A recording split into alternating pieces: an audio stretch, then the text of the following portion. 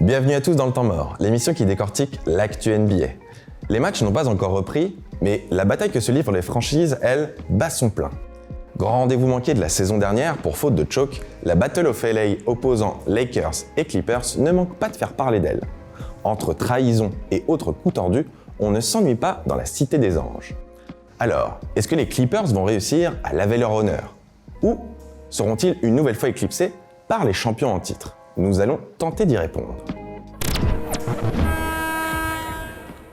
Si la saison 2019-2020 des Lakers s'est finie en apothéose avec un historique 17e titre de champion à la clé, celle des Clippers a trouvé un dénouement nettement moins heureux. Et pour cause. Annoncés ultra favoris, Kawhi et sa bande ont essuyé un upset retentissant en demi-finale de conf face à de valeureux Nuggets, pourtant menés 3-1 dans la série. Dans le jargon basketballistique, on appelle ça un choke, un terme avec lequel les fans de la franchise sont assez familiers. Tout ça, c'était il y a 2 mois à peine. Depuis, beaucoup de choses ont changé. Pour le meilleur, mais également pour le pire. Honneur aux perdants, commençons par nous intéresser aux Clippers. Pour les Clippers, cette intersaison a été synonyme de rupture. Doc Rivers a été le premier à en payer les frais. Exit le coach historique de Lob City. Le front office a pris la décision de le remplacer par Tyronn Lue, le héros qui a offert à Cleveland son premier titre NBA en 2016. Bon, ok, avec l'aide d'un certain King. Plus sérieusement, que peut-on objectivement dire de cette nomination ? C'est vrai, lors de son run à la tête des Cavs entre 2016 et 2018, Lue ne s'est pas spécialement fait remarquer pour ses talents de meneur d'hommes ou son génie tactique.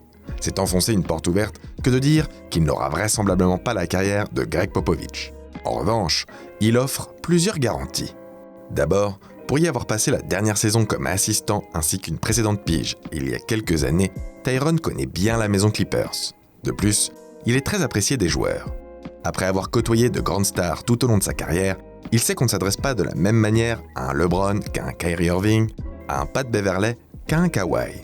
Savoir communiquer efficacement est un bel avantage quand on a affaire à un vestiaire rempli d'ego démesuré comme celui des Clips. Attention, ça ne veut pas dire qu'il n'a pas de caractère. À Cleveland, il nous a même déjà prouvé le contraire en benchant Kevin Love au profit de Tristan Thompson. Ou encore en exigeant publiquement plus d'implication de LeBron alors que ce dernier était tout de même à l'origine de l'éviction de son prédécesseur. On peut reconnaître que Ty Lue sait parfois mettre les formes et survivre au milieu des requins sans se faire manger. Ensuite, tactiquement, et contrairement à un autre coach disponible à ce moment-là comme Mike D'Antoni, ce n'est pas un jusque-boutiste avec une seule philosophie de jeu bien définie. Lui préfère s'adapter à son effectif et ajuster son équipe au jour le jour. Même si, entraîneur moderne oblige, on décèle quand même chez lui une propension à jouer petit et au large. Ne vous étonnez pas donc si le frangin Maurice passe du temps au poste 5 au détriment de Zubac. Le choix Tyronn Lue, c'est faire une rupture avec le système Rivers, qui avait certainement atteint ses limites tout en n'ayant pas tout à reconstruire. Notons qu'en 2016, les Cavs étaient dans une situation presque comparable à celle des Clippers aujourd'hui. On a dit presque. Calmez-vous, pas la peine d'écrire un pavé en commentaire pour crier au scandale. Aura-t-il la même réussite ? Ceci est une autre histoire. Dans un précédent temps mort intitulé « Welcome to Choke City », que vous pouvez toujours savourer si vous êtes fan des Lakers, nous avions évoqué des pistes pour tenter d'améliorer l'effectif.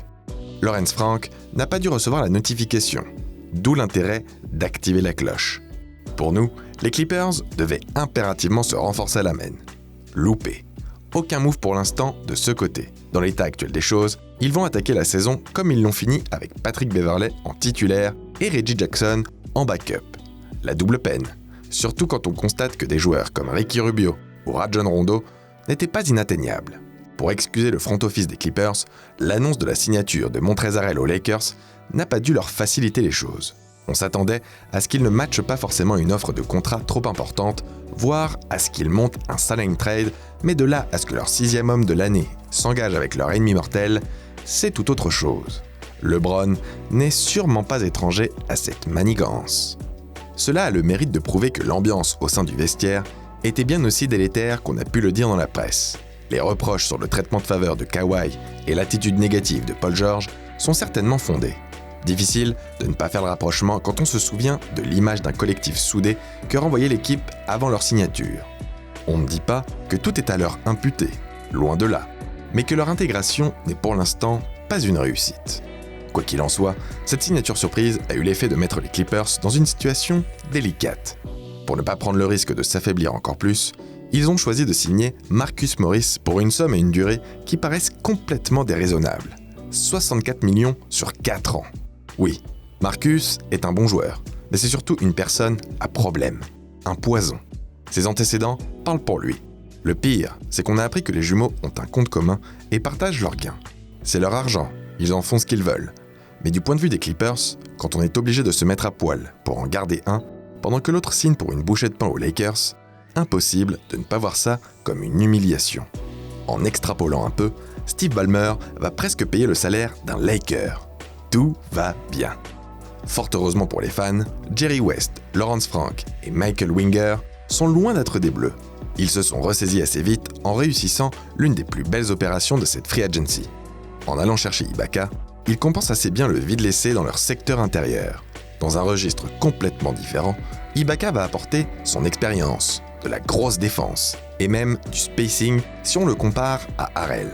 Le tout est malgré une concurrence féroce à seulement 19 millions sur 2 ans avec une player option sur la dernière. La durée n'est pas gênante, la franchise est dans le win now. Ce n'est pas tout. En parvenant à récupérer Nicolas Batum, les Clips s'assurent une rotation de choix au poste 3.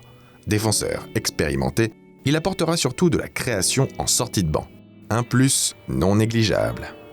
Bon, maintenant qu'on a fait le tour des principaux moves côté Clippers, allons voir ce qu'il s'est passé chez leurs voisins. Le moins que l'on puisse dire, c'est que les Lakers ont choisi de ne pas se reposer sur leur laurier.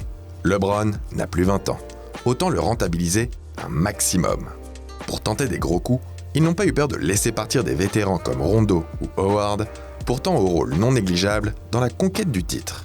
Le premier coup de maître de Rob Pelinka a consisté à aller chercher Dennis Schroeder, et ce, contre quasiment rien.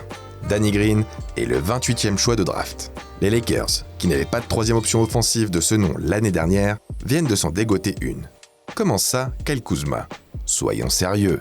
Schroeder sera, à n'en point douter, un energizer de choix en sortie de banc, capable de suppléer LeBron à la création, que ce soit pour les autres ou pour lui. Ce qui est intéressant avec l'Allemand, c'est qu'il peut jouer avec ou sans le ballon. Son tir à 3 points est d'ailleurs plus fiable en catch and shoot avec plus de 40% de réussite, largement plus dangereux à longue distance que Green ces derniers mois. Un upgrade considérable pour pas cher payé, qui permettra encore plus d'étirer le spacing et donc de libérer de l'espace à l'intérieur pour les deux monstres. Les Lakers n'ont clairement pas besoin d'un rookie de fin de premier tour dans l'immédiat. Qui plus est, dans une draft avec autant d'incertitudes. Le vide défensif laissé par Danny Green est lui compensé par l'arrivée de Wes Matthews dans un registre assez comparable de 3&D. Schroeder n'est pas le seul renfort notable des pourprés or. Comme on vous en a parlé précédemment, Montrezl Harrell a décidé de les rejoindre. Un choix très malin qui, en plus de faire un pied de nez aux Clippers, s'avère être complémentaire d'Anthony Davis. Harrell jouera près du cercle, donnant à AD le loisir de s'en écarter. Il n'a jamais caché sa préférence de jouer au poste 4. Si on en croit le tweet par la suite effacé de Dwight Howard, le plan original devait être de le conserver. En choisissant Harrell à sa place, les Lakers perdent en défense. Et encore, la signature de Gasol permet à minima de limiter la casse. Mais compense largement par l'énergie offensive et la jeunesse de l'ancien Clipper. Avec lui et Schroeder, ils tiennent 2 des 3 meilleurs 6e hommes de la saison précédente. Leur duo peut d'ailleurs, sur bien des points, rappeler celui qu'Harrell formait avec Lou Williams, ajoutant par là même une nouvelle grosse menace offensive derrière LeBron et Anthony Davis. En résumé, les Lakers perdent un peu en défense, mais gagnent en jeunesse et en attaque. Avec un tel effectif, ce n'est pas le back-to-back qu'ils visent, mais le three-peat.